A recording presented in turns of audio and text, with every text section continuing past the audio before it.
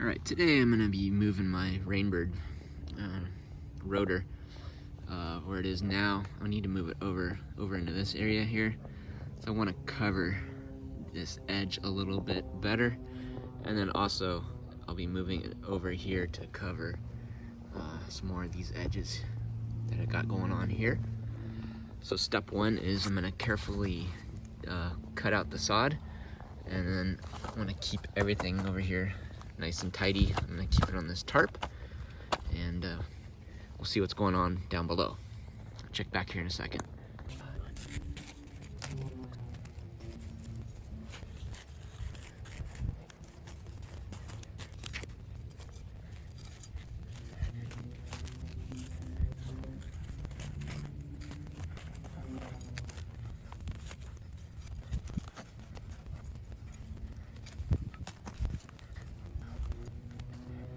You can see how high this sprinkler currently is. It's way too high with this lower turf, so I had to excavate down below. And so now it's going to be, the top of it might be just a little bit over the soil line.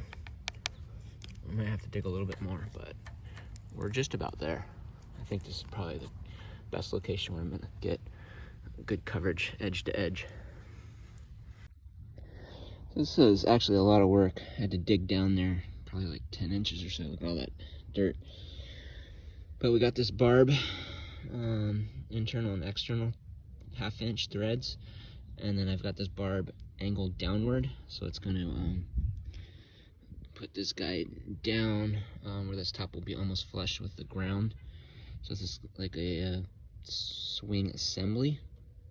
So let me go ahead. I cut some funny pipe, or whatever you call it, swing line.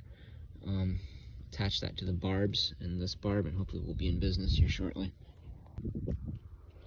Alright, we have the assembly here, this little swing pipe.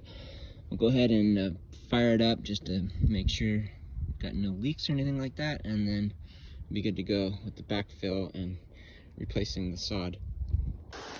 Alright, it's looking great in there, no leaks. So let's go ahead and shut the water off, and then we can do our fine tuning and all that, because it's way off right now. Alright, here's how it looks. I tried to patch up the sod back in here as best I could. That's going to take a couple weeks to heal, and hopefully with that Bermuda spread, it should be okay. And if the leveling's a little bit off, you can always throw some sand on top. Should have some cool weather for a few days anyways, but try to get some water on that every day or so. And here we are, about 28 days, almost a month, and it's in here really good. It's been operating just fine. It's not going anywhere, and this Bermuda is starting to fill in, so I should have this cornered up here probably in maybe another couple weeks. But yeah, it's doing a really good job now of getting on these edges.